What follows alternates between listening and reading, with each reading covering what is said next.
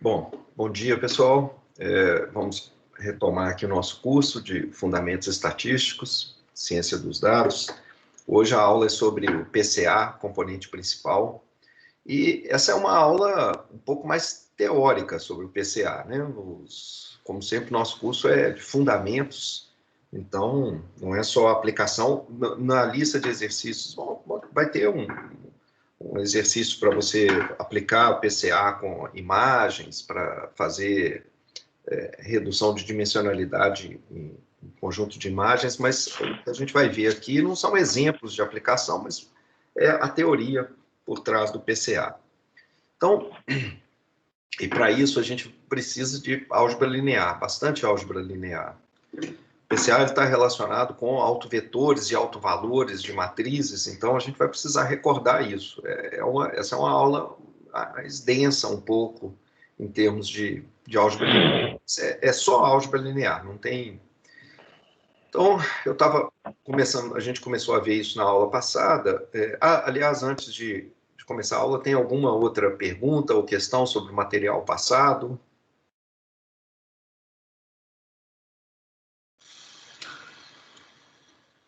Ok, então, estou recordando aqui, é mais para estabelecer notação. O vetor para a gente, eu vou em geral escrever ele com esse tio embaixo dele aqui. O vetor para a gente é sempre um vetor coluna, e se eu vou tentar não trocar as coisas, porque nessa aula de hoje vai ser importante a gente saber se o vetor é coluna, se ele é linha, se ele está deitado, se ele está em pé, se a gente está transpondo ou não. Então, tem que ter um certo cuidado aqui com a notação. Então, algumas notações aqui. Primeiro, esse símbolo significa o produto interno entre dois vetores. Claro que os vetores têm que ter a mesma dimensão, tá? Aqui da dimensão P. E o que significa o produto interno? É a soma do produto das componentes, né, do vetor. Os dois vetores, você multiplica componente a componente e soma o resultado. Essa operação, ela pode ser vista desse jeito matricial, você deitar esse vetor e colocar esse outro em pé. Essa multiplicação matricial dá exatamente esse resultado. E como o vetor para a gente é sempre um vetor coluna, essa operação matricial ela pode ser representada desse jeito. O vetor coluna V transposto, então ele vira um vetor linha, multiplicando matricialmente o vetor coluna W. Bom, como isso aqui é um número real, né, um vetor de dimensão 1 por 1, uma matriz 1 por 1, tanto faz a ordem em que a gente está fazendo essa soma, essa multiplicação aqui, o W e o V. Portanto, você pode escrever o produto interno de VW é igual ao produto interno de W por V. A razão, então, é isso daqui, né? Essa soma tanto faz a direção em que a gente coloca, quem a gente coloca primeiro, quem a gente coloca deitado. Mas o caso aqui, então, esse resultado simples, bobinho aqui, ele pode ser explorado para criar uma igualdade que vai ser útil mais para frente. Então, deixa eu mostrar ela aqui agora. Por enquanto, é só uma curiosidade, mas a gente vai fazer uso dessa. Como isso aqui é um número real, o quadrado desse número é ele multiplicado por ele mesmo. Agora eu vou fazer o uso desse truque aqui e trocar esses dois caras de posição. Então eu vou manter esse daqui como estava antes, esses dois eu troco eles de posição, e agora eu reagrupo, uso a propriedade associativa de multiplicação matricial para reagrupar, colocando esses dois aqui no centro, aninhados aqui debaixo do parênteses, e depois a multiplicação pelos outros, a ordem aqui tanto faz. Na multiplicação matricial, a ordem não importa, né? Quem você multiplica, a ordem no sentido de quem você multiplica primeiro. Na matriz é importante saber se você está multiplicando pela esquerda ou pela direita, mas a ordem que você faz a multiplicação de três matrizes não importa, o resultado é sempre o mesmo. Então, é isso. Esse número que está aqui, ao quadrado, ele pode ser escrito desse jeito matricial. Esse vetor V deitado Isso daqui é uma matriz que está no meio, porque esse aqui é um vetor coluna e esse daqui é um vetor linha. Então, isso daqui dá uma matriz P por P. Nosso vetor é de dimensão P. Então, isso aqui no meio é uma matriz P por P e esse aqui é o vetor coluna. No final, tudo é um número, porque né, o vetor deitado, essa matriz no meio, esse vetor coluna, isso dá um número no final, mas ele está representado desse jeito curioso, com essa matriz aqui no meio. E a gente vai fazer uso depois disso. O outro resultado de álgebra linear que eu preciso é a projeção ortogonal de um vetor em outro. Então, você tem um vetor V, faz uma projeção ortogonal ao longo do vetor W. Quem é esse vetor que aparece aqui?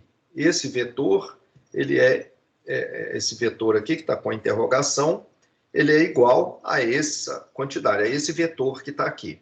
É o vetor W dividido pelo comprimento ao quadrado dele, multiplicando aqui na frente esse número, que é o produto interno de V e W. Então, se você quiser saber como que isso é deduzido e tal, eu vou deixar para você olhar isso lá em álgebra linear. E se o W, por acaso, tiver tamanho 1, comprimento 1, essa projeção ela fica simplificada, porque isso aqui fica 1, então fica simplesmente o produto interno de V e W, multiplicando o próprio vetor W, de comprimento 1. Então, isso aqui também vai ser importante, a gente vai usar isso daqui a pouco. Ok, essa história aqui de que vai aparecer uma matriz aqui no meio, uma das matrizes importantes que a gente precisa é a matriz de covariância. Então, a matriz de covariância, só relembrando, é uma matriz, se a gente tiver um vetor com dimensão P, eu posso definir a covariância entre o par de variáveis I e J, e a covariância entre elas é igual a esperança desse desvio não padronizado vezes esse outro desvio não padronizado, o desvio da variável y, da variável i pelo desvio da variável j, os dois não padronizados, e isso daqui é igual à correlação entre as variáveis i e j, multiplicando os desvios de cada uma delas, da variável i vezes o desvio padrão da variável j. Então, como isso aqui é definido para o par de variáveis, a gente pode pensar na matriz de variâncias e covariâncias, a matriz P por P. Às vezes a gente escreve, na verdade, V como sendo a matriz de variâncias do vetor Y, na verdade, matriz de variâncias e covariâncias, mas a gente usa esse V aqui. Essa matriz, ela tem, então, fora da diagonal, as covariâncias, que são essa definição que a gente deu aqui em cima, e ao longo da diagonal o que a gente tem são as variâncias da variável em questão.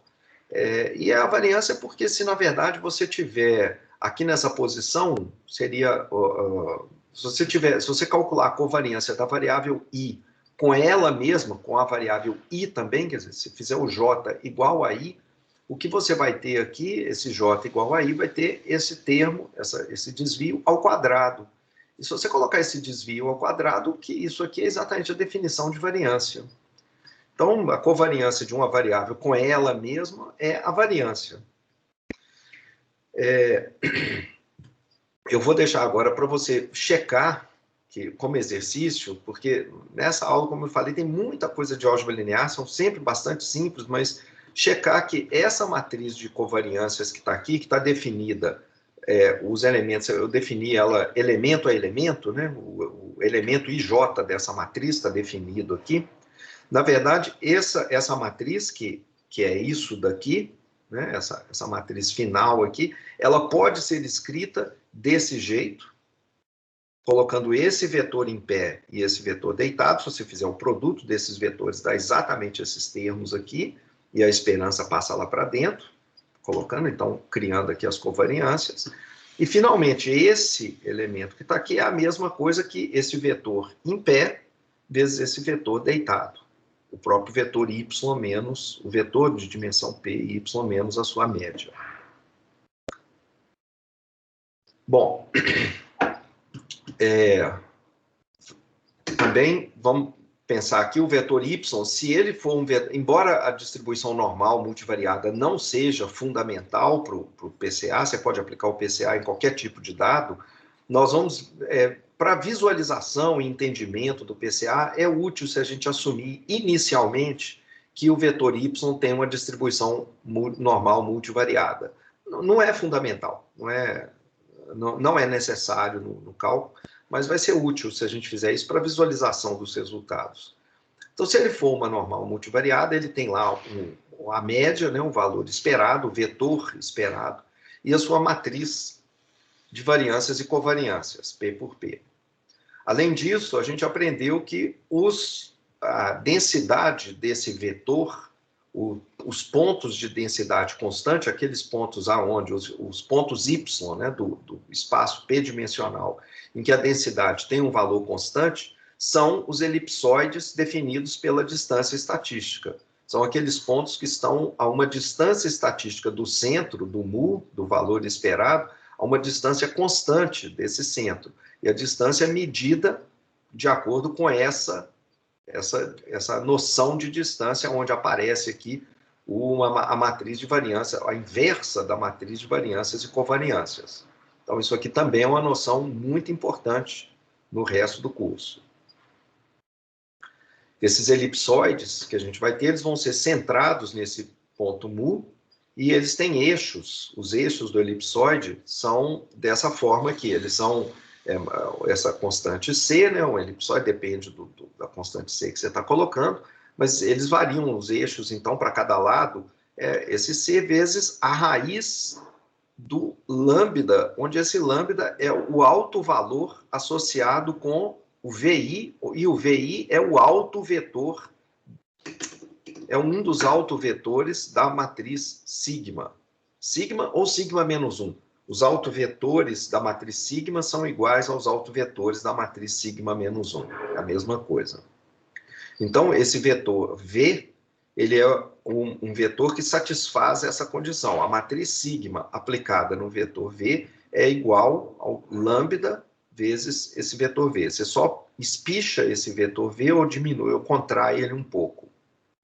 Esses lambdas, em geral, o índice I aqui, eles estão ordenados de maneira que a gente chama de lambda 1 é o maior dos autovalores, depois o lambda 2 é o segundo maior, o lambda 3 é o terceiro maior e assim sucessivamente.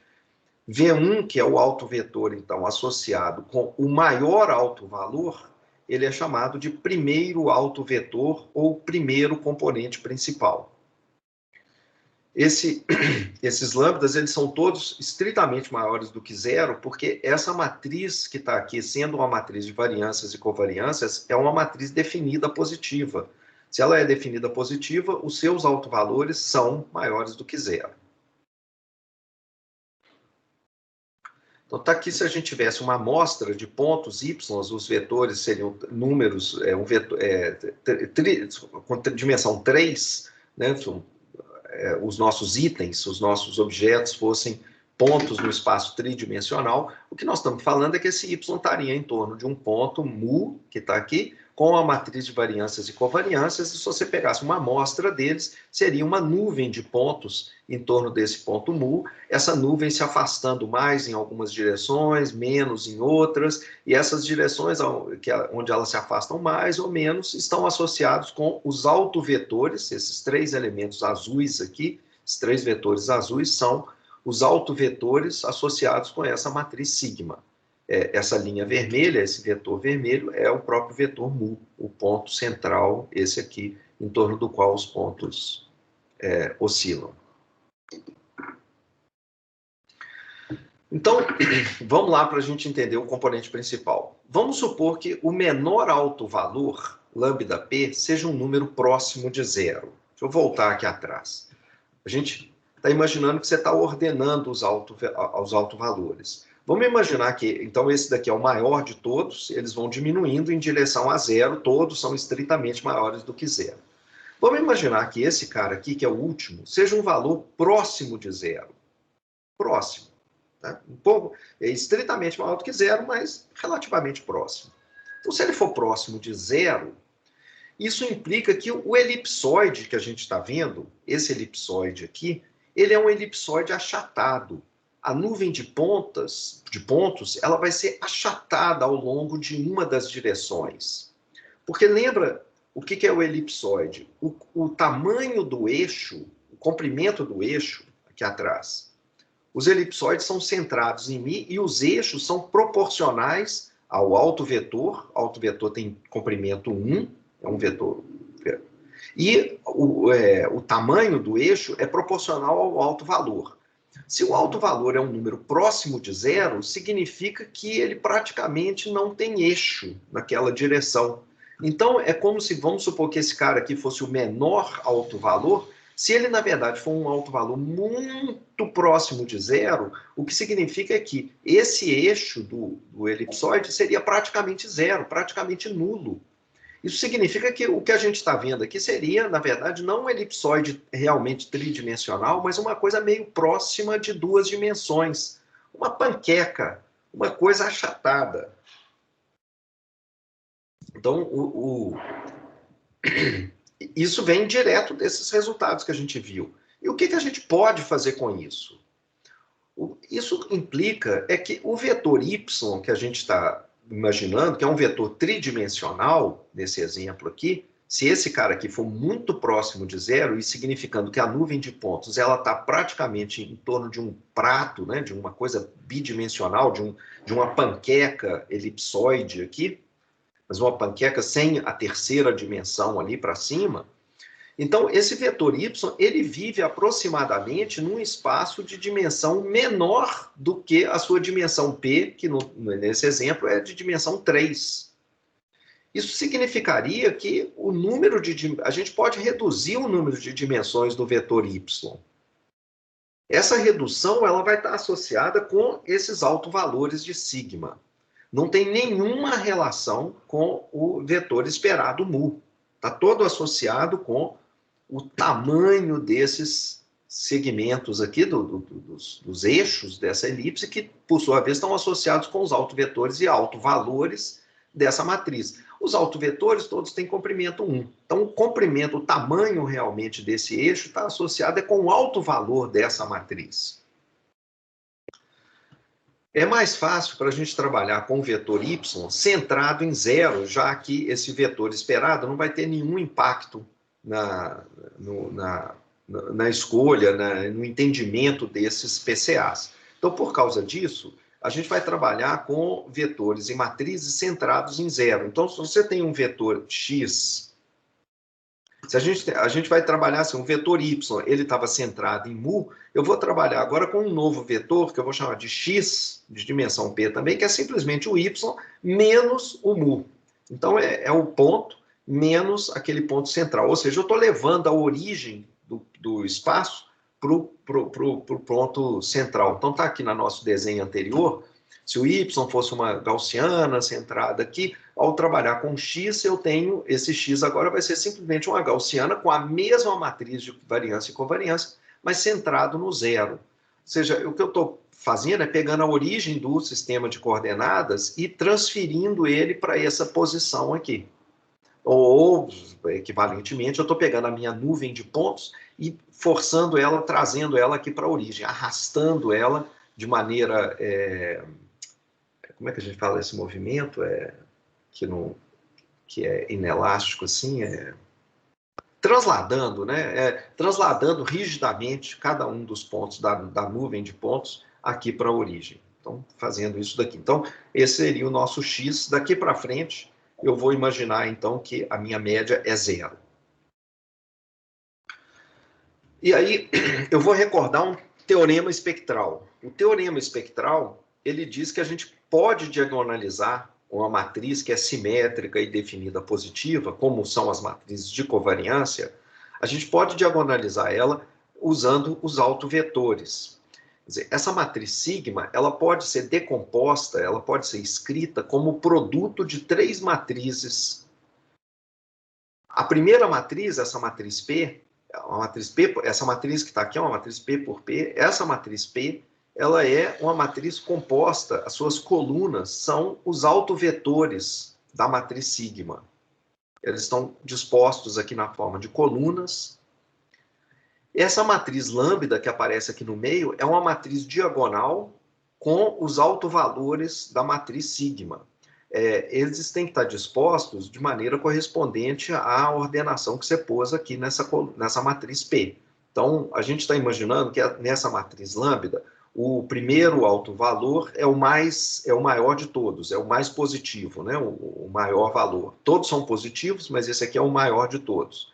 Depois o segundo maior, o terceiro maior, e aí as colunas da matriz P, que são os autovetores, você pôs correspondentes.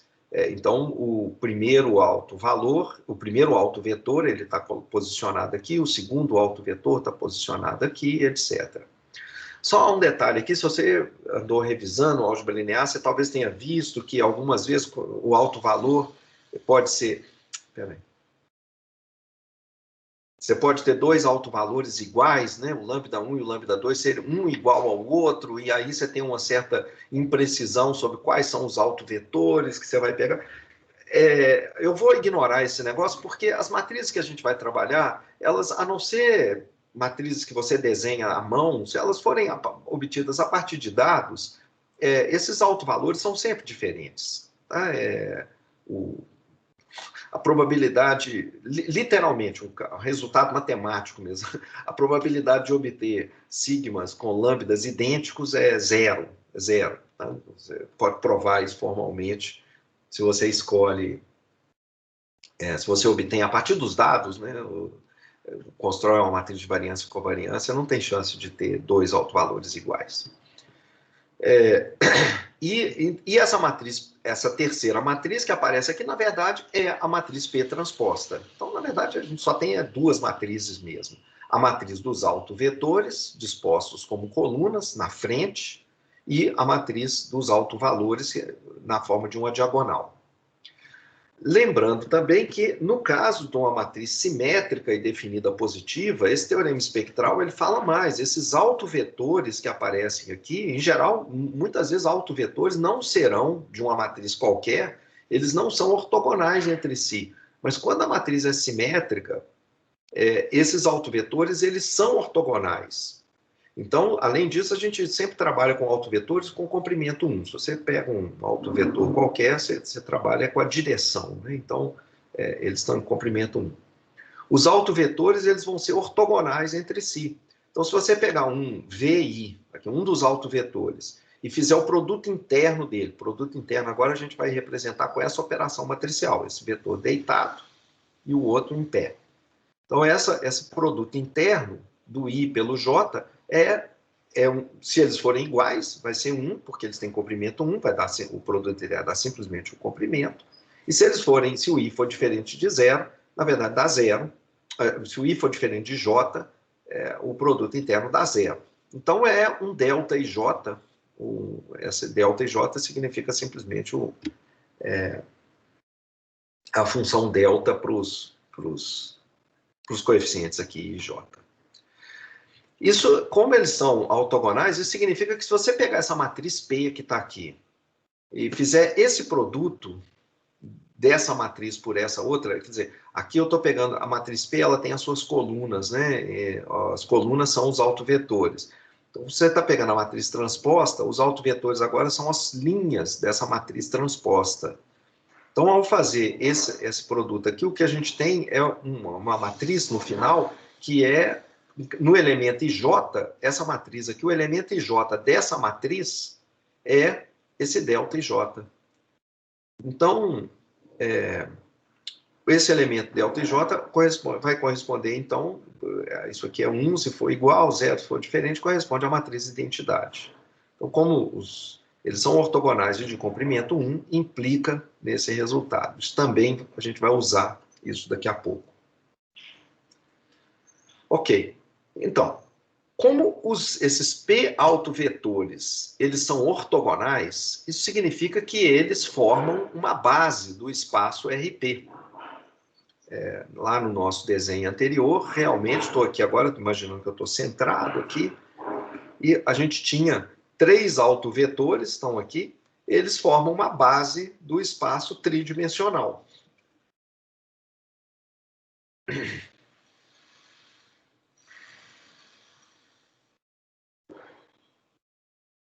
Se eles são uma base do espaço RP, significa que se você tem um vetor qualquer, ele pode ser aleatório ou não, mas você tem um ponto qualquer nesse espaço RP, ele pode, esse vetor, sempre o vetor coluna, ele vai poder ser escrito como uma combinação linear dos elementos da base.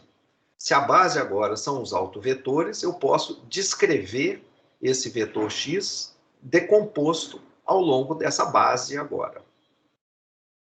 Quem que são esses caras que aparecem aqui? Os multiplicadores aqui dessa combinação linear. Os valores de CI, a gente obtém eles muito facilmente usando o truque, o fato de que os V's são ortogonais entre si e que eles têm comprimento 1. Por exemplo, para a gente obter o C1, que está aparecendo aqui, eu faço o seguinte, eu pego o meu vetor X está aqui escrito desse jeito. Ok. Multiplico ele pelo, como eu estou querendo o C1, eu vou pegar o próprio V1, vou colocar ele deitado aqui e fazer essa multiplicação. Ao fazer essa multiplicação, então, do vetor V1 vezes o vetor X que a gente tem, eu substituo aqui o X pela expressão dele, decomposta na base, decomposição dele na base, e vou fazer operações matriciais conhecidas. Então, isso aqui é uma matriz, eu posso sair multiplicando cada matriz componente. Isso aqui é uma constante, é uma constante que está multiplicando aqui o vetor. Então, isso aqui passa para dentro, multiplicando desse jeito, você tem esse resultado aqui embaixo. Mas esse resultado, ele é fácil de entender. Ó. Primeiro, esse cara aqui multiplicado por cada um dos outros vetores, por exemplo, V1 e VP, eles são ortogonais entre si. Isso aqui é o produto interno do V1 pelo VP. Então, isso aqui dá zero, porque eles são ortogonais. Todos aqui vão ser iguais a zero, exceto esse primeiro, porque é o produto dele por ele mesmo. Nesse caso, a gente tem o comprimento ao quadrado do vetor, que, como o comprimento era 1, 1 ao quadrado é 1 mesmo. Então, todos aqui se anulam, exceto esse daqui, que vai ficar C1 vezes 1. Então, o resultado desse cálculo é C1. Ou seja, nós acabamos de descobrir quem que é o C1. Quando você tem um vetor X e quer escrever ele na base de autovetores, quem são os multiplicadores de cada um dos elementos da base? Quem que tem que entrar aqui? Quem que é o C1? Está aqui, o C1 é o produto interno do elemento da base, do primeiro elemento da base, vezes o vetor X. Então, trocando o X, claro que você vai trocar a decomposição, quem que vai representar o vetor X. E como é que você obtém essa representação? Está aqui, o C1 é isso. Os outros elementos são obtidos de maneira semelhante. Se você quiser obter o C2, você simplesmente multiplica o segundo autovetor pelo X, faz o mesmo cálculo, a mesma coisa, vai todo mundo zerar, exceto o segundo, que vai ficar igual a 1, você vai obter o C2. Então, a representação do X na base dos autovetores... Cadê? Então, a representação do X na base dos autovetores é a seguinte, o V1, V2, etc., cada um desses caras multiplicado por uma constante. Quem que é a constante, quem que é o coeficiente que aparece aqui, é o produto interno desse V1 com o X, que você está tentando decompor, tentando explicitar na base. Tá? A mesma coisa aqui, o componente do V2 é o produto interno desses dois elementos, e assim por diante. Então, vamos finalmente voltar aqui à ideia dos autovalores e autovetores. Vamos imaginar que os primeiros são os mais altos, os primeiros autovalores, os primeiros K autovalores sejam muito maiores do que os últimos P menos K. A gente tem o vetor é de dimensão P. Então, eu estou imaginando aqui que os últimos autovalores, os mais próximos de zero, lembra que eles estão ordenados, o lambda 1 é o maior de todos, depois o lambda 2 é o segundo maior, etc. De maneira que eu estou imaginando que os últimos K valores, os primeiros K são grandes e os últimos P menos K são bem próximos de zero. Então, estão aqui. O menor de todos é o lambda p, ele é muito próximo de zero. O segundo menor também é próximo de zero, etc. Até esse cara aqui, que também é próximo de zero. O lambda k já tem um valor mais substancial e não é próximo de zero. Ok. E daí? Qual que é a implicação disso? Eu vou usar uma aproximação x estrela para o vetor x, que vai usar apenas as primeiras coordenadas. Vocês viram que todo vetor pode ser escrito exatamente, né? O x, ele é igual, né? Não é aproximado, não. Ele é escrito como isso, o V1, V2, VP, é uma base, isso daqui é exatamente igual. Isso aqui é perfeito. O que eu estou querendo fazer agora é o seguinte: como os últimos autovalores são próximos de zero, eu vou ver o que vai acontecer se eu jogar fora esses últimos termos aqui da representação, os termos que estão associados com os autovetores que têm autovalor próximo de zero. Então, voltando aqui. A ideia é a seguinte: o x ele é escrito exatamente desse jeito e a gente já viu como que esses Cs que estão aqui, eles são obtidos. É o produto interno de cada um do autovetor correspondente com o x. Ok, mas o que eu estou querendo dizer agora é o seguinte: eu vou fazer uma aproximação, eu vou calcular um x estrela, então não é o x, é só uma aproximação para o x, e essa aproximação, que é esse x estrela aqui, ela é obtida simplesmente jogando fora esses últimos termos que estão aqui. Lembrando aqui que o C, né, esse componente que está aqui, ele é o produto interno do VI com X. Então vamos ver o que acontece e o que a gente está concluindo sobre isso. O que a gente vai mostrar é que o X ele é realmente próximo do X estrela se aqueles autovalores são próximos de zero. E em seguida a gente vai mostrar, inclusive, que essa aproximação que a gente vai fazer é, de certa maneira, a melhor aproximação possível, num certo sentido bem preciso, que a gente vai dar daqui a pouco. Então, primeiro, vamos entender intuitivamente que realmente, se essa hipótese aqui é verdadeira, que essa aproximação aqui ela pode ser feita sem grande prejuízo. Que o x, ele vai... Observa que o x estrela, ele é um vetor, ele tem p componentes. Esse cara aqui, ele é um vetor no espaço RP.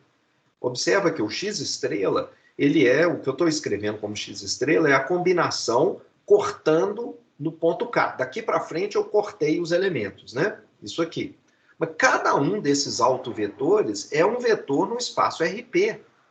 Lembrando, lá atrás, né? Deixa eu voltar aqui. Se essas linhas azuis aqui são os nossos autovetores, cada um desses caras é um espaço de dimensão, um vetor no espaço tridimensional. Essa matriz P por P, tá aqui, a matriz P por P, sigma, os vetores têm dimensão P, então essa matriz é P por P. Esse cara que está aqui, os autovetores que compõem a matriz P, essa matriz é uma matriz P por P. Então, essa primeira coluna, ela tem P componentes. Então, vamos ter um pouquinho... Vamos lá.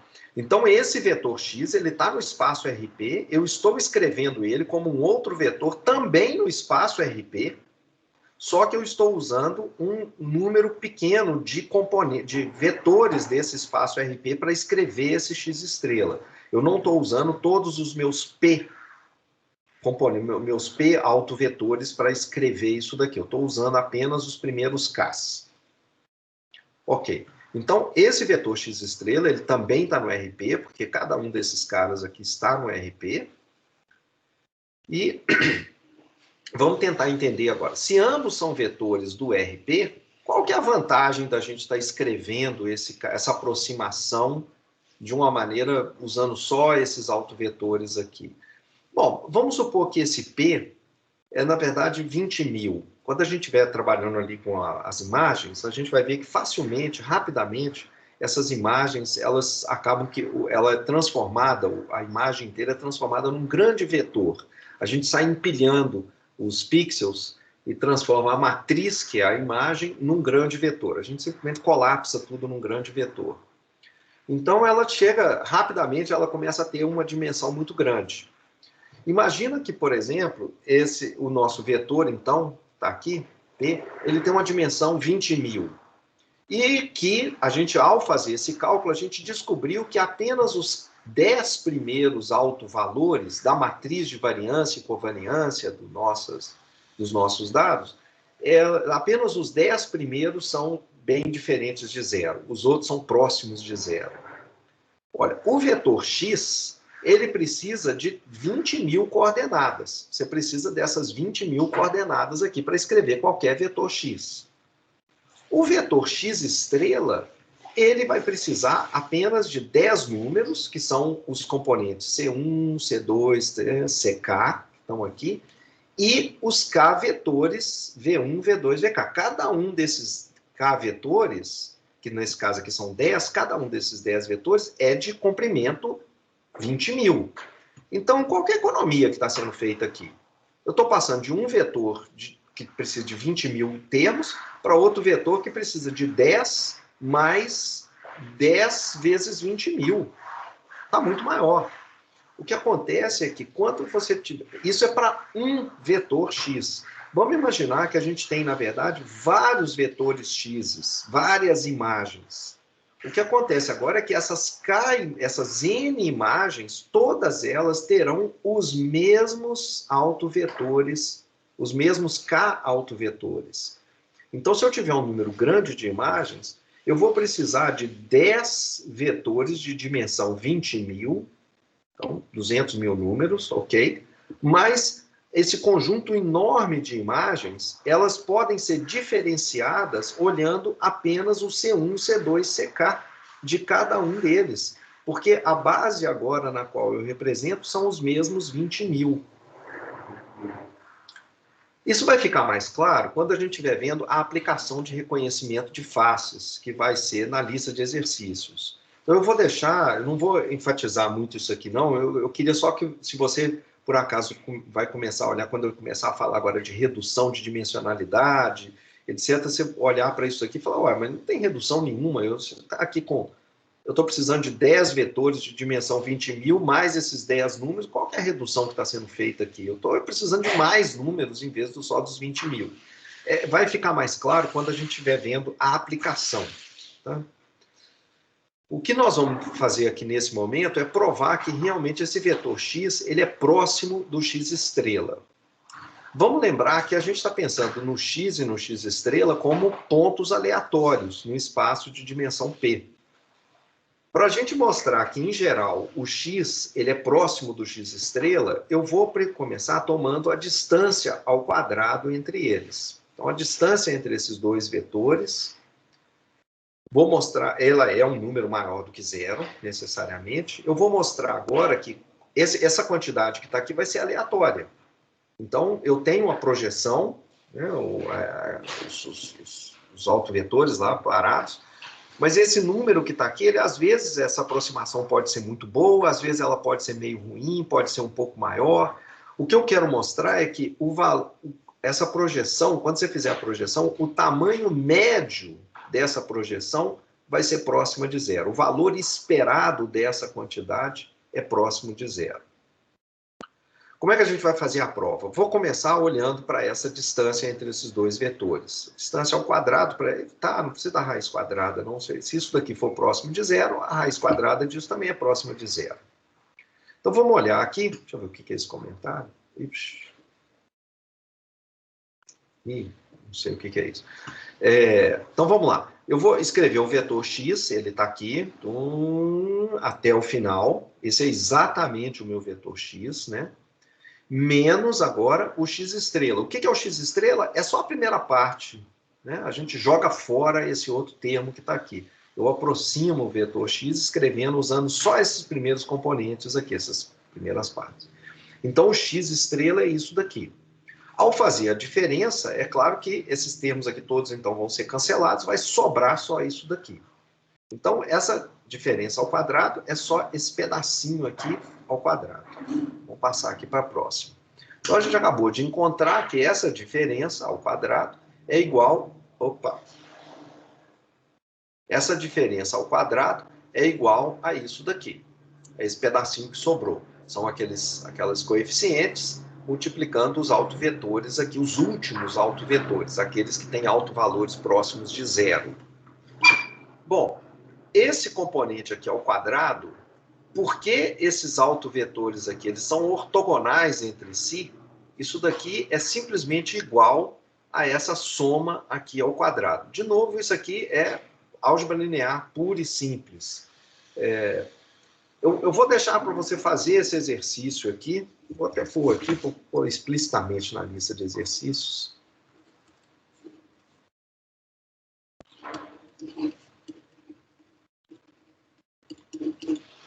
Provar que isso daqui é igual a isso. É bastante simples. O comprimento ao quadrado de um vetor é o produto interno dele por ele mesmo. Se você fizer o produto interno desse cara por ele mesmo, você vai ter um monte de produtos cruzando, né? Esse cara multiplicando o produto interno dele com todos os outros elementos. O produto dele por ele mesmo, tá aqui, vai ser 1. O produto dele com os outros vai ser 0. Então vai sumir.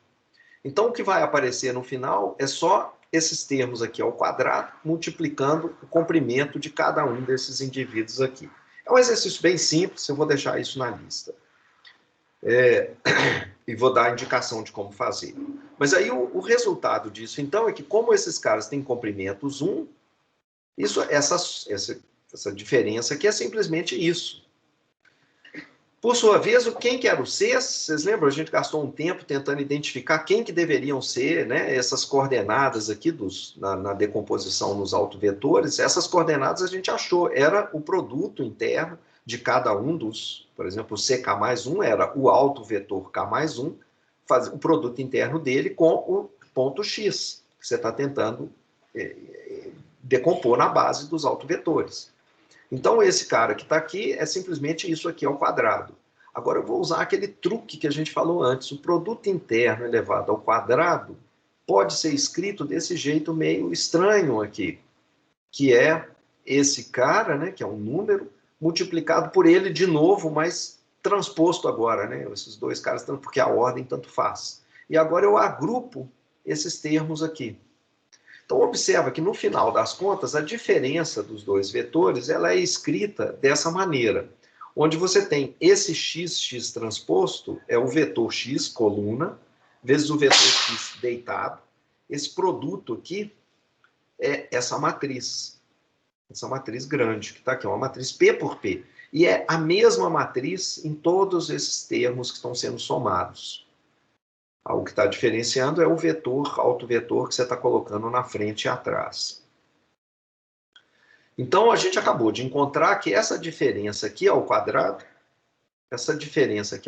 ela pode ser escrita desse jeito, usando aqui o vetor x em pé com o vetor x deitado e os autovetores ladeando aqui, os últimos autovetores ladeando de cada um dos dois lados. Então, agora eu vou calcular o tamanho médio dessa quantidade. Então, o valor esperado desse resto, né, do meu erro de aproximação. Quanto que é o tamanho esperado do meu erro de estimação? É o valor esperado dessa expressão que está aqui. O valor esperado de somas é a soma dos valores esperados. Esses camaradas são vetores. O que é aleatório é o x, é o ponto x que a gente está pegando para decompor. Então, o valor esperado passa aqui para dentro, e esse camarada é o valor esperado de x vezes x', isso é a matriz de variâncias e covariâncias do meu vetor x.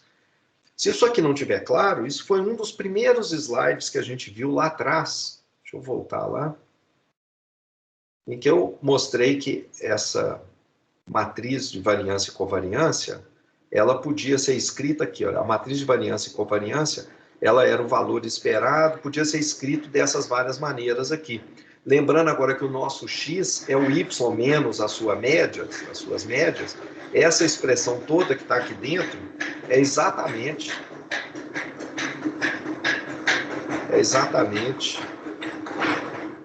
essa expressão que está aqui, essa matriz P por P. Então, tudo isso que está aqui dentro, na hora que eu tomar o valor esperado, eu posso substituir pela matriz sigma, que é a matriz de variâncias e covariâncias.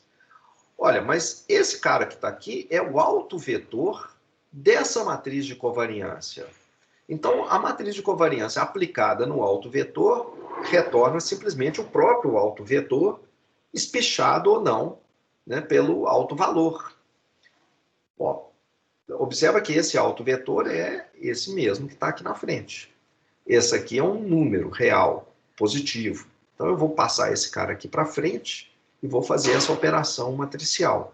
Isso que está aparecendo aqui é o comprimento ao quadrado desse autovetor. Ah, mas esse comprimento ao quadrado é 1.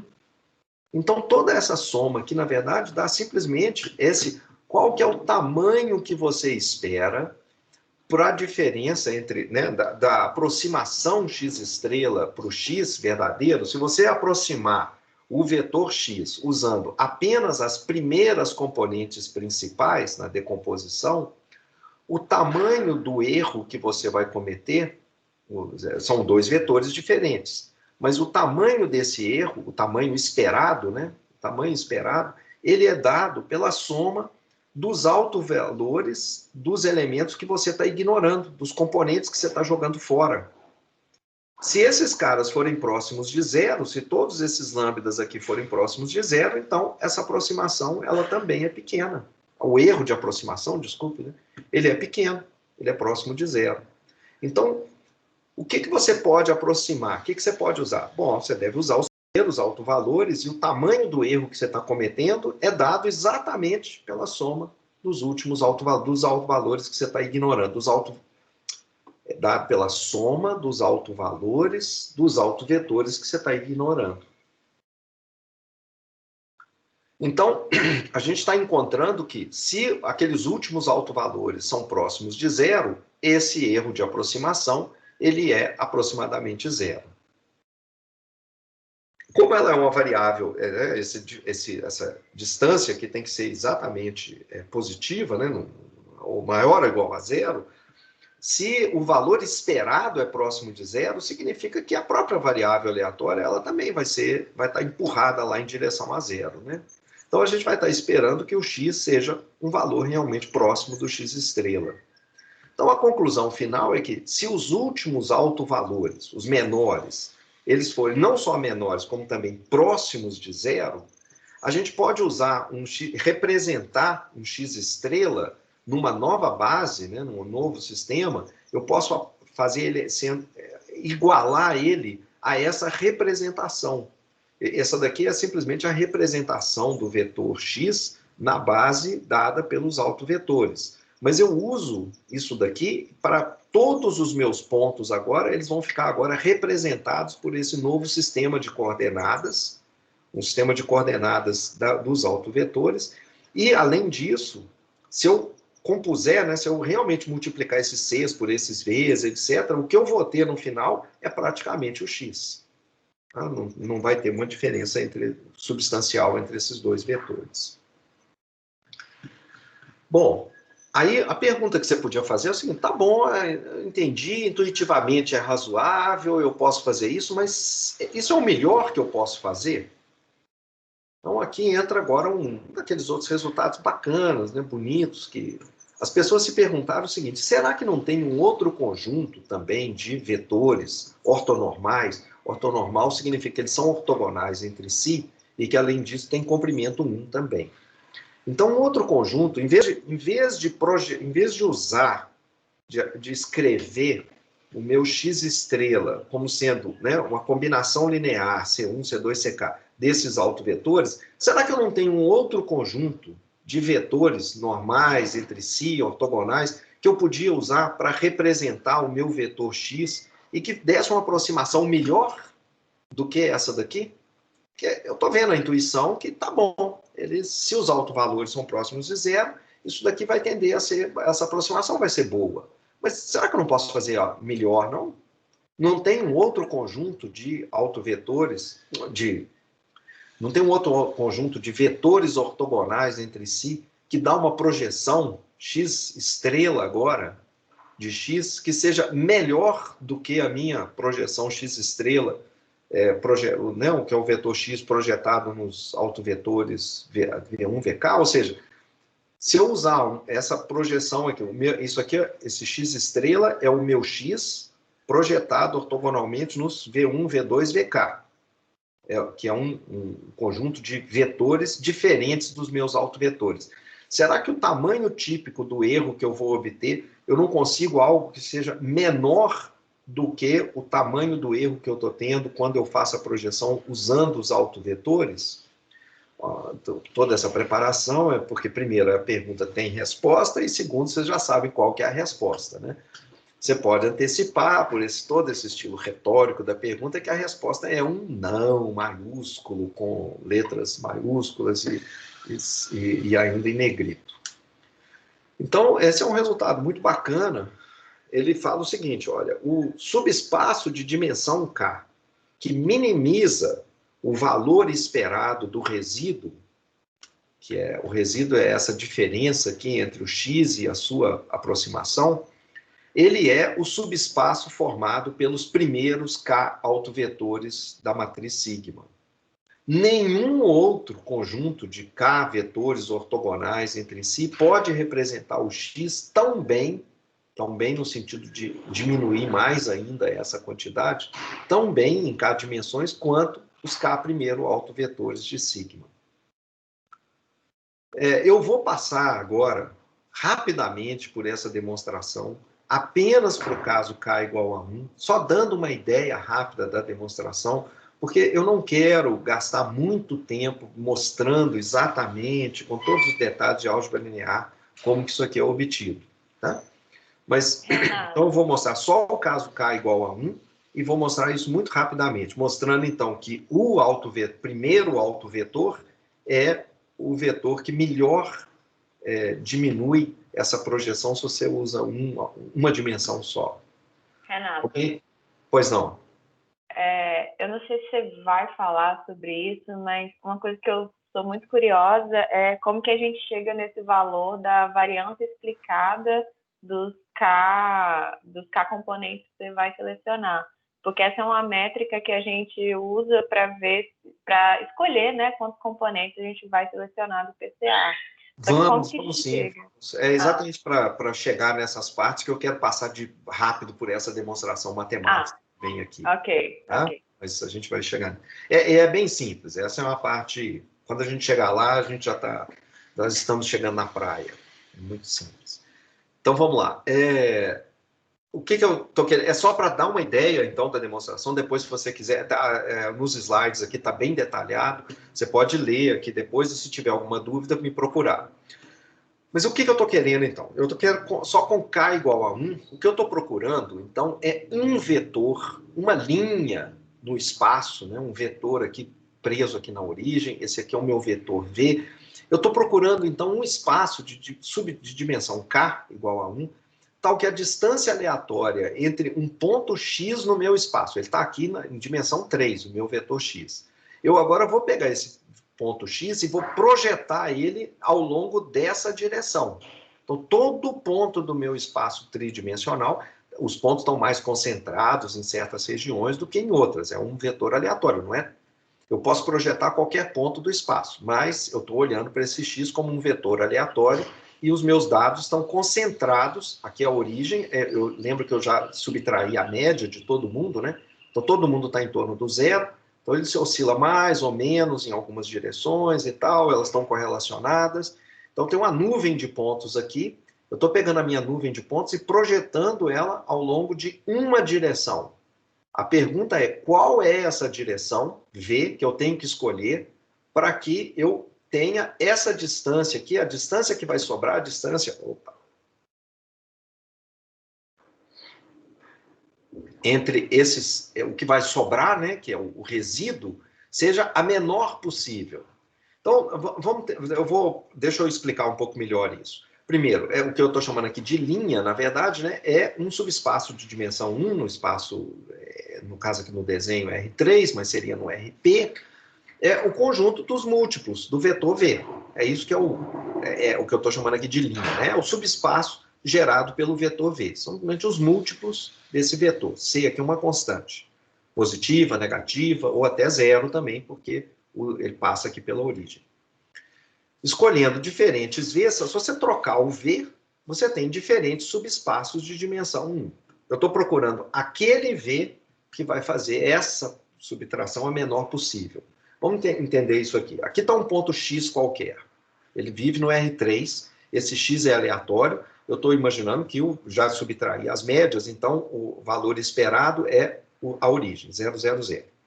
Se eu amostrar X várias vezes, eu tenho uma nuvem de pontos aqui em torno da origem, beleza? Na forma de um elipsoide e tal. Então, fixa um V agora no espaço R3. Está aqui fixado o vetor V, de dimensão, de comprimento 1. Opa. De comprimento 1. V aqui é de comprimento 1. E agora faz a projeção do ponto aleatório X ortogonalmente ao longo dessa direção.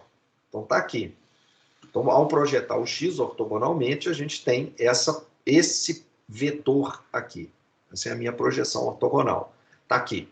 Ele vai ser um múltiplo do vetor V, porque ele está nesse espaço aqui, né, de dimensão 1. E, além disso, a gente, lá no primeiro slide, a gente viu, se você tem um vetor e você projeta ele ortogonalmente em um outro vetor V, quem é esse resultado aqui? Quem é o CV? Ele está aqui. A projeção de X em V, como o V tem comprimento 1, se você pegar lá de volta o primeiro slide que a gente viu, ele dá o vetor X estrela, que é a minha projeção aqui, esse cara, que é o meu CV. Ele, se você voltar lá na fórmula anterior, era o produto interno do V e do X. Isso aqui é um número multiplicado pelo vetor V, como V deveria ser dividido pelo vetor V ao quadrado, a norma do vetor V ao quadrado, mas como a norma é 1, a gente não precisa escrever isso aqui. Então é simplesmente isso. Observa que coisa curiosa, isso é exatamente aquele coeficiente da decomposição dos autovetores, né? Se o V fosse um autovetor, isso aqui seria aquela decomposição. Mas beleza. Queremos encontrar um V no espaço RP com comprimento 1, tal que esse V minimize esse comprimento, isso aqui é o erro de aproximação, você está aproximando só, está pegando um vetor na dimensão 3 e projetando ele em dimensão 1, e você está tentando olhar, isso aqui é a diferença, então o erro, né, a diferença entre os dois vetores, e você está querendo minimizar isso daqui. Bom, como esse cara aqui é a projeção ortogonal do X no vetor V, que você está escolhendo, esse cara aqui a gente acabou de encontrar a fórmula para ele. Ele é isso daqui, ó, o V, produto interno com X, multiplicando o vetor V que você está escolhendo.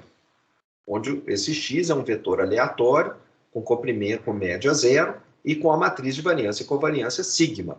O que a gente quer mostrar é que esse V que você vai escolher, que minimiza isso daqui, esse V aqui, tem que ser o primeiro autovetor desse vetor aleatório X, ou seja, o primeiro autovetor associado com essa matriz sigma.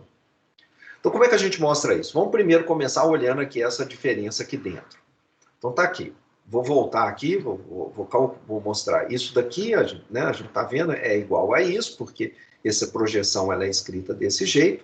E agora eu vou usar de novo. Um vetor, a norma de um vetor ao quadrado é a mesma coisa que o produto interno do vetor por ele mesmo. E agora eu uso aquelas propriedades de produto interno. Esse vetor aqui, deitado, multiplicado por ele mesmo em pé. Isso aqui é matriz. Então, passa a transposição aqui para dentro. Isso aqui é um número. Então, não preciso transpor isso.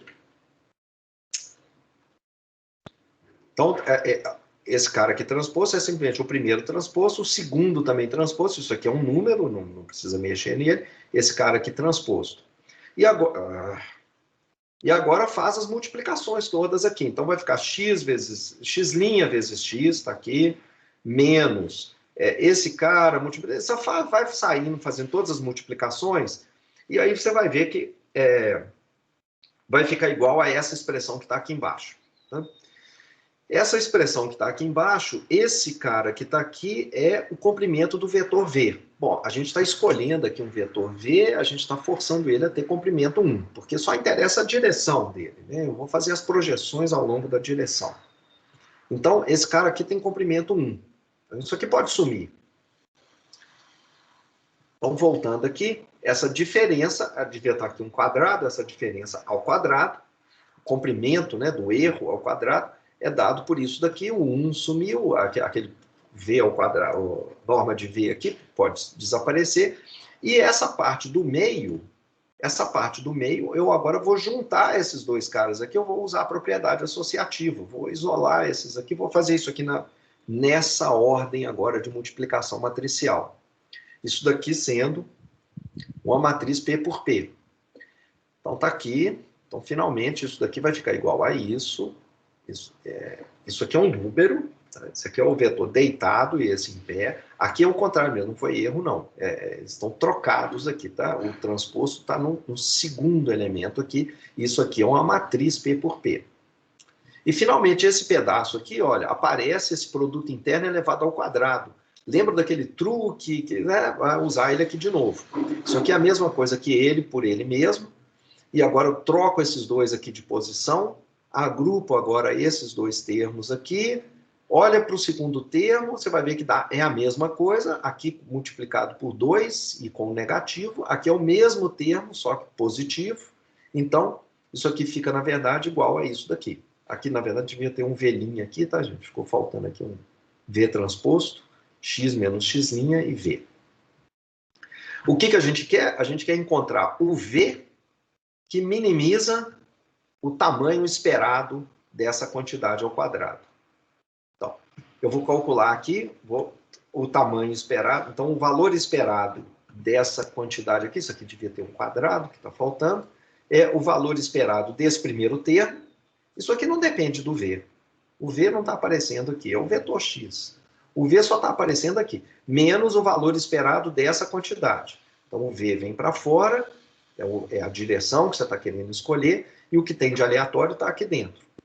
Isso aqui é a matriz de variância e covariância do vetor x. Então, você está querendo quem é o V que torna isso aqui o menor possível, é aquele V que minimiza essa expressão. Vamos passar aqui para essa expressão. Então, minimizar isso daqui em V, achar o V que minimiza isso, é o mesmo que maximizar esse pedaço. Porque, olha só, a gente tem um negativo aqui, essa daqui é uma matriz definida positiva, então toda vez que você tiver um vetor V deitado, devia ter um V' aqui, o vetor V deitado com isso daqui é positivo. Então você está pegando esse termo, ó, matriz sigma, e subtraindo, aliás, é um número, né? Um número é o comprimento do x, que não depende do V, subtraindo um número positivo. Então, se você quer minimizar isso daqui, você tem que maximizar esse pedaço do lado de cá, por causa desse sinal negativo, multiplica esse número positivo, porque essa matriz é definida positiva. Então, você tem que maximizar isso daqui, escolhendo um V com comprimento 1.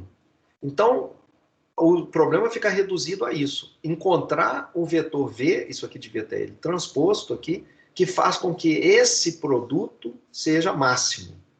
A gente vai provar que a solução é pegar o V igual ao primeiro autovetor do sigma. É fácil, agora é fácil, a gente está bem próximo do fim da demonstração. Pega um vetor V arbitrário, está aqui o V. Como a minha matriz sigma, os autovetores dela formam uma base ortonormal por causa do teorema espectral, porque essa matriz é simétrica e definida positiva, os seus autovetores formam vetores ortogonais entre si, com comprimento 1, e todos com autovalores positivos, qualquer vetor V pode ser escrito dessa forma. Eu posso decompor o vetor V nesses autovetores que formam uma base do espaço RP. E essa é uma decomposição única. Ok. Além disso, o comprimento do vetor V, comprimento dele, a gente sabe que tem que ser 1, eu estou procurando um vetor, não uma direção, um vetor de comprimento 1. O comprimento dele ao quadrado é ele deitado, né, multiplicado por ele em pé, então uso essa representação, esse vai ser aquele exercício da lista que eu vou passar para vocês. Então, ele multiplicado por ele mesmo, produto interno dele com ele mesmo, dá simplesmente o tamanho dos V's ao quadrado, multiplicando os C's aqui elevados ao quadrado também. Esses caras todos têm comprimento 1, Então, o vetor 1, como a gente sabe, o vetor V, que tem comprimento 1, é a soma. Então, toda vez que você, qualquer vetor V que você tiver de comprimento 1, na hora que você escrever ele, decompor ele, escrever ele na base dos autovetores, a soma ao quadrado desses Cs vai ser igual a 1. Ok, e daí? Pelo teorema espectral, a gente sabe que essa matriz sigma ela pode ser escrita desse jeito, onde a P é a matriz com os autovetores, o lambda é a matriz diagonal com os autovalores, e a matriz P tem essas propriedades aqui. Se você multiplicar uma pela outra, dá a matriz identidade. Eu quero maximizar isso daqui, eu quero achar o V que torna isso daqui máximo. Quem que vai ser esse V? Bom, eu vou escrever a matriz sigma, então. Vou usar a decomposição espectral. Sigma é esse resultado aqui. Então, eu vou colocar ele aqui. Sigma é igual a isso daqui. E agora eu agrupo esse cara e esse outro aqui. Eu vou chamar isso aqui. Isso aqui é uma matriz P por P, multiplicando um vetor coluna. Isso aqui tudo é um vetor. Eu vou chamar esse vetor de Y. Observa que esse Y é o que aparece aqui também, só que deitado, né? Se eu transpuser isso daqui, tomar a transposta disso, fica o V transposto vezes o P transposto, que é o P. Então, o que eu tenho aqui é exatamente o Y deitado. Então, isso aqui é a mesma coisa que um vetor Y, esse vetor Y genérico deitado, o lambda, o vetor Y em pé. Mas como isso daqui é uma matriz diagonal, esse produto aqui é simplesmente isso daqui. Os y, os elementos do vetor y, as coordenadas do vetor y elevadas ao quadrado, multiplicando os lambdas. Olha, eu vou fazer o seguinte agora. Como esse lambda é o maior de todos, são positivos, todos os lambdas são positivos, e esse aqui é o maior de todos. Eu vou substituir todos os lambdas pelo maior de todos. Então, esse cara, com certeza, é menor ou igual a esse outro aqui, onde eu estou substituindo todos os lambdas que tinham os lambdas pequenos pelo maior de todos. Lembrando que todos são positivos. Então, eu aumento essa quantidade, né? Eu estou substituindo esse cara aqui, que era pequenininho, estou colocando o lambda 1, que é grandão. Então, está aqui. Então, eu estou aumentando isso. Bom, então, como eu tenho agora o mesmo lambda em todos os lugares, eu coloco esse lambda 1 em evidência, eu tenho isso, mas vocês lembram que eu acabei de falar aqui atrás que quando eu tenho um vetor V qualquer, de comprimento 1, se eu escrevo ele na base dos autovetores, a soma desses caras aqui é 1. Bom, esse meu vetor Y é um vetor arbitrário. Se você calcular o comprimento dele, é 1 também. Aliás, desculpa, o vetor V ele era de comprimento 1. Não, isso aqui não está... não está... está aqui, desculpe, gente. Então está aqui. Esses caras aqui, isso aqui vai ser lambda 1, isso aqui é igual a 1, porque essa soma desses componentes aqui é simplesmente o comprimento do vetor y ao quadrado, que é a mesma coisa que o vetor y deitado, vezes ele em pé. Quem que é o y? O y é essa expressão aqui. Vamos substituir ela aqui. Faço agora esse cálculo. Isso aqui é a matriz identidade. Estava aqui em cima, olha. Estava aqui.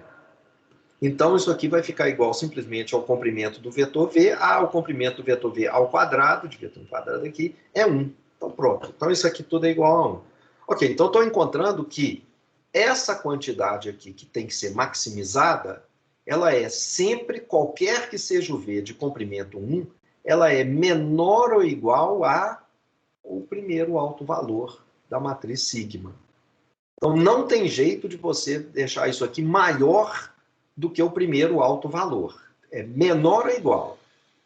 Tem jeito, tem algum V que vai fazer isso daqui ficar igual a esse ponto lambda 1 aqui, que é essa cota que eu achei, esse limite superior? Tem. Se você pegar o V igual ao primeiro autovetor e fizer o cálculo, o que dá isso daqui?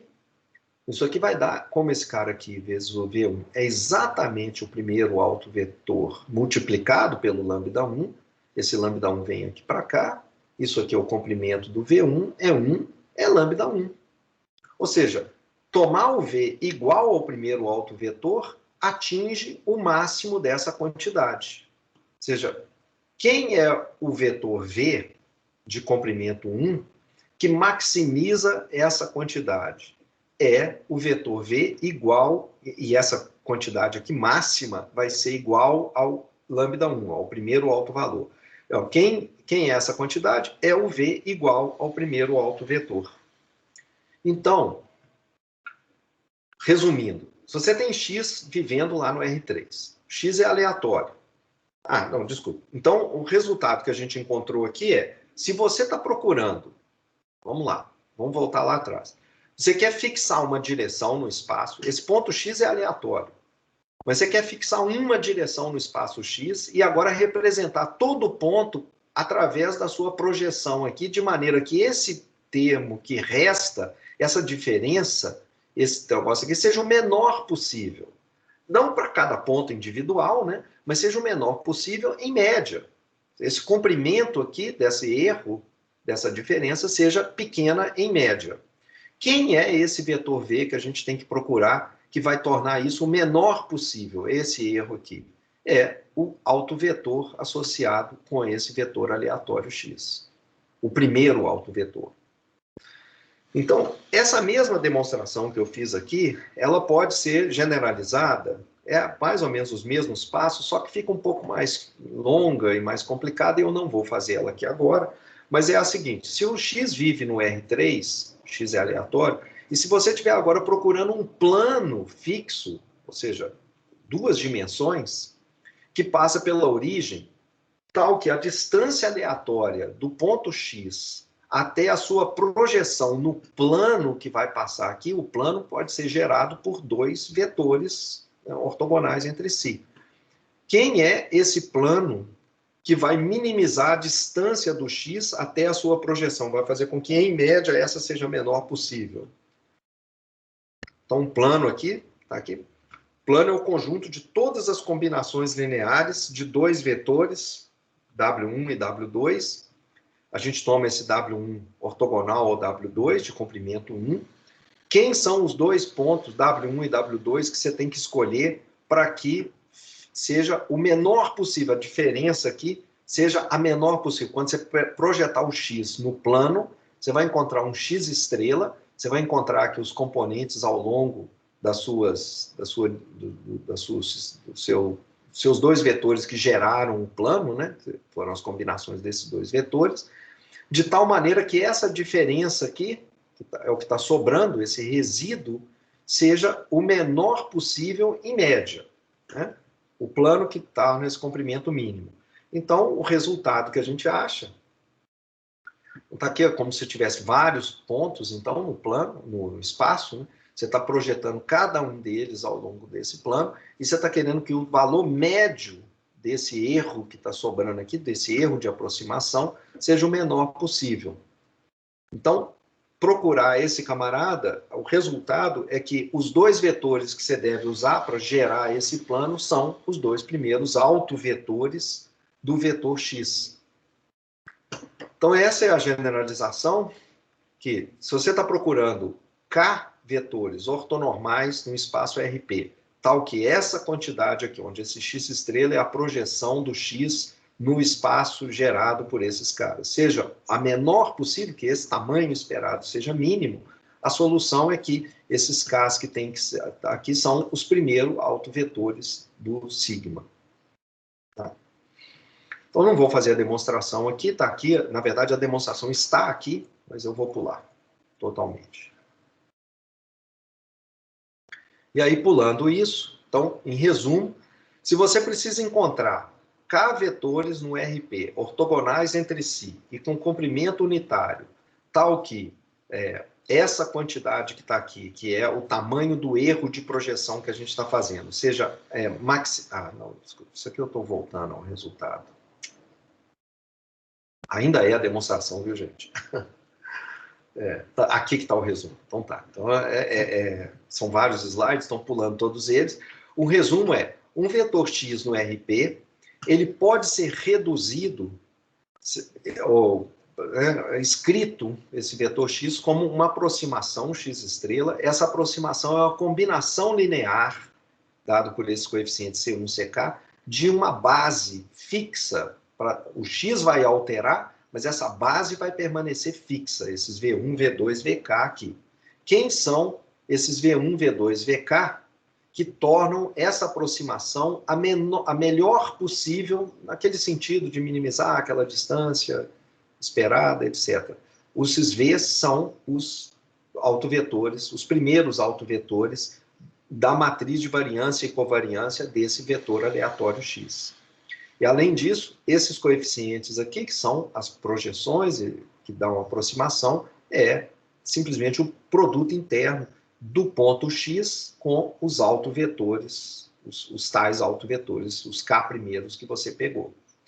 Em geral, essa aproximação que a gente quer é usando um K bem menor do que a dimensão do vetor original, que é P. Eu quero ele bem menor. Como é que a gente escolhe o K? Bom, um critério prático que a gente faz é o seguinte: a gente plota embaixo aqui a soma dos autovalores, todos os autovalores da matriz. E aqui em cima, você vai colocando apenas os K primeiros. Então, a gente faz um plot disso versus o K e obtendo uma curva desse tipo aqui. Você vai colocar aqui é o K, para K variando. Então, você vai pegar só o primeiro autovalor, e vai dividir o primeiro autovalor, só o lambda 1, pela soma de todos os autovalores da sua matriz. Se tiver 20.000, P aqui for 20.000, aqui você tem 20.000 números que você está somando. Então, é lambda 1, o primeiro autovalor dividido pela soma de todos. Depois, você acrescenta o lambda 2. O numerador vai aumentar porque todos os lambdas são positivos. Então, isso aqui necessariamente vai aumentando à medida que você aumentar o número de... E, além disso, o lambda 2 que você vai somar é o segundo maior autovalor. Então, ele vai aumentar um pouquinho aqui quando você passar o K igual a 2, você vai ter lambda 1 mais lambda 2 dividido pela soma de todos. Isso aqui vai sempre aumentando porque você está sempre somando alguma coisa positiva aqui no final. E, além disso, ele vai em direção a 1, porque esse camarada que está aqui é a soma de todos os outros elementos e todos são positivos. Então, isso aqui vai assintotando e indo em direção a 1. Então, o que a gente faz, um critério prático, simples, existem até teorias sobre como que escolher esse negócio, já foi feito paper sobre isso, mas não vale a pena ler, extremamente teóricos e ajuda um pouco. Na prática, o que a gente realmente faz é fazer um gráfico desses daqui, já vou explicar, digamos assim, a teoria que estaria por trás disso, mas o que a gente faz é fazer esse plot e escolher um K que deixa essa aproximação aqui do 1, que é o máximo que pode surgir, razoável. Quer dizer, olha, você pegar só o primeiro autovalor, você ainda está longe do máximo, que é 1. 2 também está longe ainda. 3 já está um pouco mais... 4 talvez esteja próximo do 1. Em suma, é intuitivo, subjetivo, arbitrário. E o 5 talvez já esteja bem próximo. De 5 para 6 parece que tem um ganho muito pequeno. De 4 para 5 existiria talvez algum debate. Talvez algumas pessoas preferissem escolher a aproximação usando 5 autovetores, outras pessoas talvez ficariam satisfeitas em usar só 4, trocando um número menor de autovetores, uma decomposição usando menos autovetores, mas tendo aí agora um erro um pouco maior. Ok, qual que é a base por trás dessa coisa simples, gráfica, para escolher os autovalores? É o seguinte, vamos ver aqui, a variância do vetor x, a matriz de variâncias e covariâncias é dada por isso daqui, por essa expressão. Né? A gente sabe, são na diagonal as variâncias, e fora da diagonal a gente tem as covariâncias entre os vetores. Então, a gente chama de variância total a soma das variâncias, que é a soma desses elementos aqui. Você está somando simplesmente o quanto de dispersão que você tem na variável 1, o quanto de dispersão ou de variabilidade que você tem na variável 2, o quanto de dispersão que você tem na variável P. Você soma tudo isso daqui. Ao somar tudo isso, somar esses elementos aqui é a mesma coisa que somar a soma desses elementos é igual ao traço da matriz. O traço de uma matriz é a soma dos elementos da sua diagonal. Então, o que a gente está chamando de variância total é o traço da matriz sigma. Observa que essa variância total, então, essa soma desses sigmas aqui, desculpa, então, passando aqui. Então, variância total, que é isso daqui, agora é um resultado que a gente vai ver, essa variância total é igual à soma dos autovalores da matriz sigma, de todos os autovalores. Ou seja, essa coisa que está aparecendo aqui embaixo é a variabilidade total que a gente tem. O que eu estou chamando de variabilidade total de um vetor? É a soma das variâncias das variáveis componentes, de todas as variáveis. Então, esse cara é igual... Desculpe. A soma de todos os autovalores. Por quê? Bom, isso é de novo, a gente usa um resultado de álgebra linear que o traço de um produto de duas matrizes é igual ao traço do produto, né? A matriz AB não é igual à matriz BA, mas quando você você calcula o traço dessa matriz AB, ela fica igual ao traço dessa outra matriz aqui. Então, isso é um resultado de álgebra linear que eu vou simplesmente usar, e o resultado é o seguinte, então. A soma das variâncias de todas as variáveis é o traço da matriz sigma. Isso é verdade, porque a matriz sigma é isso daqui. Ok, mas essa matriz sigma, pelo teorema espectral, ela pode ser escrita desse jeito, onde eu decomponho essa matriz sigma usando os autovetores aqui, que são as colunas dessa matriz, e os autovalores nessa matriz diagonal lambda. E aqui a própria matriz dos autovetores transposta. Agora eu uso esse resultado aqui. Eu vou chamar essa matriz aqui seria a minha B. A minha B é essa pelinha. Eu vou passar ela aqui para frente. Então eu desloco essa daqui, né? Então eu pego aquela pelinha e ponho ela aqui. O traço dessa matriz, essas duas matrizes são diferentes, mas o traço delas é igual.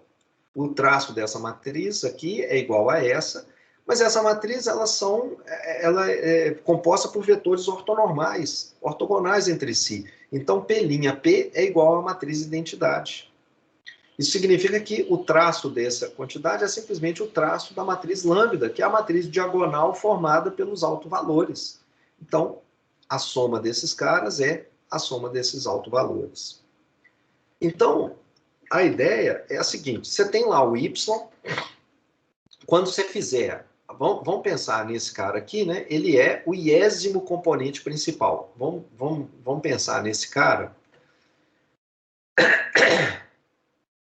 Eu estou querendo falar o seguinte, olha, a variância total, ela está aqui, ela é a soma das variâncias dos x's, mas ela também pode ser escrita, a gente acabou de ver que isso aqui é igual à soma dos lambdas. Mas eu agora vou mostrar que essa soma desses lambdas, cada um desses lambdas aqui, é igual à variância de uma outra variável, y, que é a projeção, o tamanho da projeção do x ao longo do componente principal, i. Então, a variância dessa quantidade aleatória, que é a variância dela, é igual à variância desse... A gente viu isso como um resultado lá atrás de variância de combinação linear. Esse cara aqui, ele vem para fora aqui, desse jeito, e aqui dentro fica a matriz de variâncias e covariâncias do x. Mas aqui sendo um autovetor da matriz, né, da matriz sigma, isso aqui é simplesmente o lambda i v, lambda i vem aqui para frente, isso aqui é o comprimento do vetor v ao quadrado, é 1, isso aqui é lambda i. Então, esses lambdas que estão entrando aqui, eles são variâncias também dos componentes principais, das projeções dos componentes, ao longo dos componentes principais, né? Então, o que a gente estava olhando? A variância total, que é a variabilidade de todos os dados, tanto faz se colocar todos os lambdas ou somar todos os sigmas, né? A mesma coisa. Quando a gente está colocando aqui em cima só um desses lambdas aqui, o que a gente está colocando aqui nesses lambdas é... Esse lambda que está entrando aqui, ele é o quanto de variância que você tem na componente principal, na iésima componente principal. É o quanto de variabilidade, quando você projetou os x's, Às vezes, alguns desses x vão ficar com muita variância ao longo da sua direção principal, algumas vezes eles vão ter pouca variância. O lambda que aparece aqui em cima, então, é o quanto de variância que você tem ao longo daquele componente principal. É o quão achatado está o elipsoide ao longo daquela direção. Então, quando você soma vários desses lambdas, você está somando, na verdade, a quantidade da variabilidade total, que estava aqui embaixo, que está composta, que está representada, que está nos primeiros componentes principais, nos K primeiros componentes principais. Então, daí que aparece essa expressão que a gente usa aqui, essa linguajar que a gente usa, que é qual que é essa quantidade que está aqui? É a proporção da variância total é o que está aqui no denominador, o que a gente chama de variância total é a soma das variâncias, é uma definição, a soma das variâncias das variáveis componentes, é o quanto da variância total que pode ser explicada, ou explicada aqui entre aspas, né, o que a gente quer dizer com isso é o quanto dessa variância que está representada, que está ainda capturada pelos K componentes principais, que ainda resta nos K componentes principais. Se você agora olhar o vetor x como sendo, na verdade, composto pelas suas coordenadas, C1, C2, CK, essas coordenadas vão variar também. O quanto que elas variam está representado nessa parte aqui de cima. Então, tá. Então, é isso que é dessa maneira. Eu não sei se essa explicação foi razoável, se está satisfatória aí para você que perguntou, não sei o nome. Tá ótimo, obrigada. Aí, um outro ponto que está faltando, assim, prático também, é a seguinte: os componentes principais, eles são afetados por mudanças de escala. Vamos supor que a gente trabalhe com uma variável que é financeira e ela está medida em dólares. Ou a gente decide trabalhar com ela em reais. Olha, trabalhar com a variável em dólares ou em reais implicam em componentes principais diferentes. Isso significa que se a sua variável, que é a temperatura, ela estiver representada na escala de graus Celsius ou na escala de Fahrenheit, os componentes ficam diferentes. Por que eles ficam diferentes? Porque os componentes, eles são baseados nos autovetores e autovalores da matriz sigma. Deixa eu voltar aqui, dessa matriz sigma. Essa matriz sigma, ela tem variâncias aqui e covariâncias do lado de cá. Então, esses sigmas aqui, eles dependem do que você está medindo, da escala das variáveis aonde você está medindo. Lembra, o sigma é o desvio, né, o desvio da variável em relação à sua média. Isso depende da escala. O desvio pode ser grande ou pequeno, dependendo da unidade em que você está medindo as coisas. Então, no final das contas, na escolha dos autovalores e dos autovetores que vão aparecer dessa matriz, elas são altamente influenciadas pela escala em que a gente mede as variáveis. Por causa de isso é um problema ou não? Bom, quando as escalas das variáveis são bem diferentes, ou se eles possuem uma faixa de variação muito diferente, é comum que a gente, em vez de trabalhar com a variável só centrada na origem, né, subtraindo as médias, a gente trabalhe com as variáveis padronizadas também.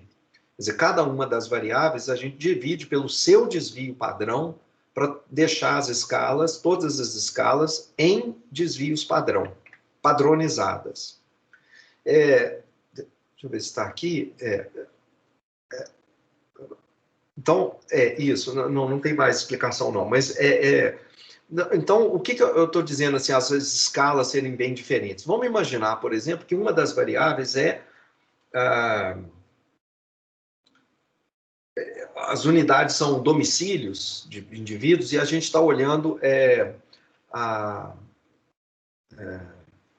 sei lá, as unidades são municípios do Brasil e a gente está olhando a proporção de casas dentro do município que tem conexão com a rede de esgoto.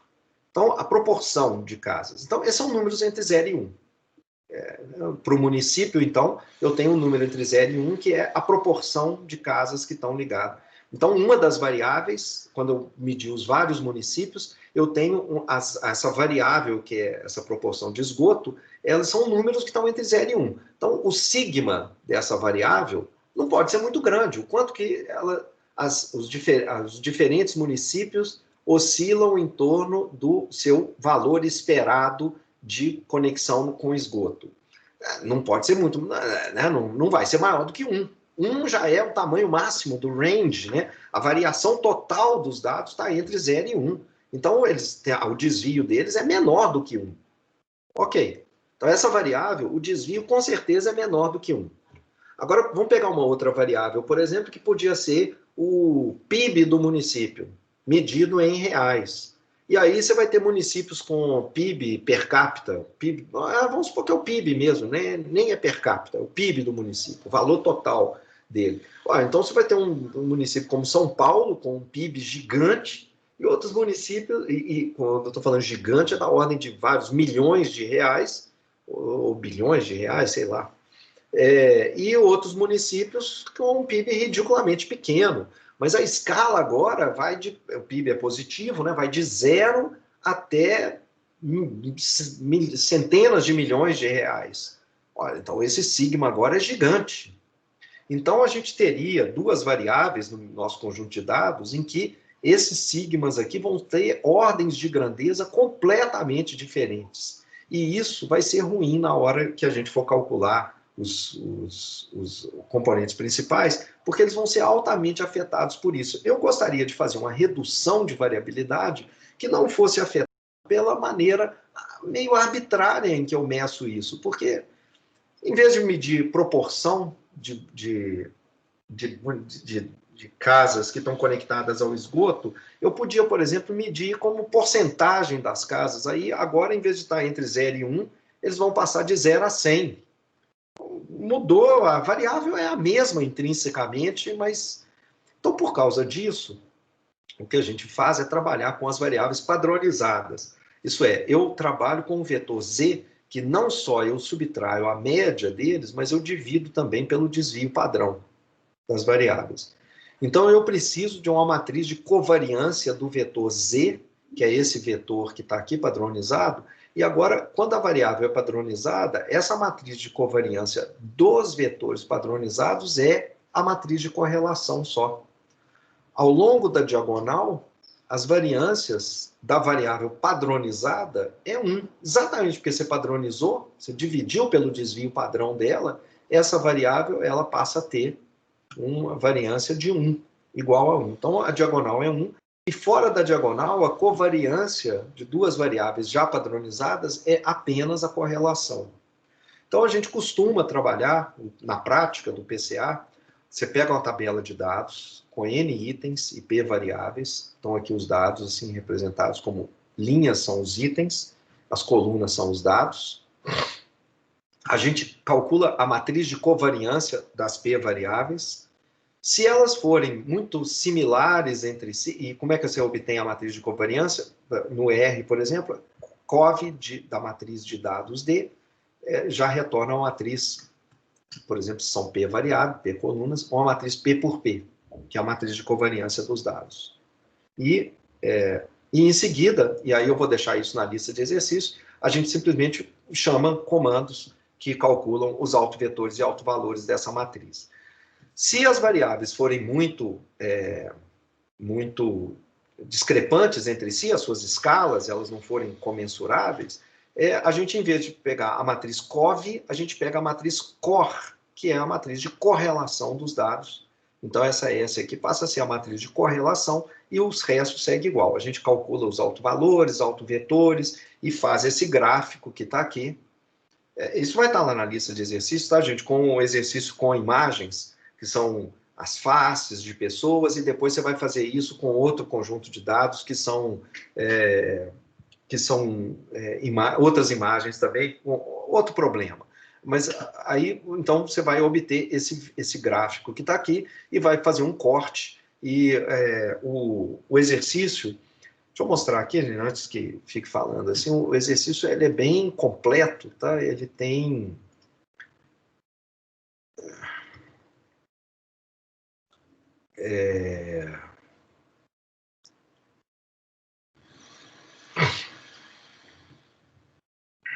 Não.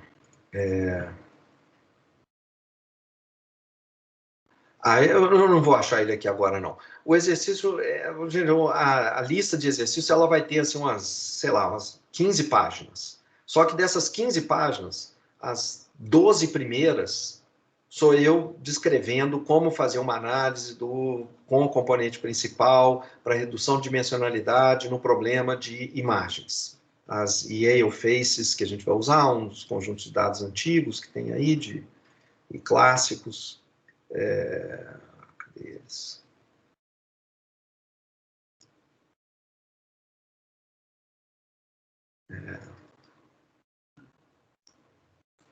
São imagens de indivíduos em diversas poses. Então, para cada indivíduo, você tem diversas fotos dele. E aí a gente vai mostrar como fazer a redução de dimensionalidade. Então, eu gasto umas 12 páginas explicando com todos os códigos, com todo o comando. A única coisa que você vai fazer nessas primeiras 12 páginas é copiar e colar os poucos linhas de código que tem em cada página. E ler as 12 páginas, onde eu acho que tem uma explicação bem detalhada, bem lenta, de como trabalhar com esse problema. E depois dessas 12 páginas, aí eu vou pedir para você pegar um outro conjunto de dados, que eu não lembro agora, de imagens também, não lembro agora qual que é, e vai fazer as imagens já estão prontas, etc., e simplesmente repetir esse código, quer dizer, adaptar o código que você acabou de ver para o novo conjunto de dados. Então, a lista, ela apesar dela você ficar assustado na hora que você abre, porque vão aparecer umas 15 páginas, você vai falar, eu não vou fazer mais nada nessa semana. Não é assim, não. Eu acredito que, no máximo, em 2 horas, está tudo terminado, tá? Da lista de exercício. A parte longa do exercício, da lista, vai ser ler as 12 primeiras páginas, e que você vai fazer aí, provavelmente, aí depende de cada pessoa, né? Mas em 1 hora, no máximo, e tudo está com código, é só copiar e colar. Algum dia isso vai virar um notebook. Enquanto não vira um notebook, você tem que fazer a parte chata de copiar e colar do PDF. Então tá, gente. É isso. Eu não vou falar mais de PCA. Infelizmente, tem bastante coisa, muita coisa interessante, tem muitos detalhes práticos de utilização, mas se a gente for fazer isso, a gente não vê outras técnicas legais também de análise de dados que tem pela frente. Então, essa aula e mais a lista de exercícios, que é fundamental para você acabar de entender para que a gente usa componente principal, essas duas coisas juntas, eu acho que cobrem o essencial de componentes principais. Tem alguma questão, alguma pergunta, gente?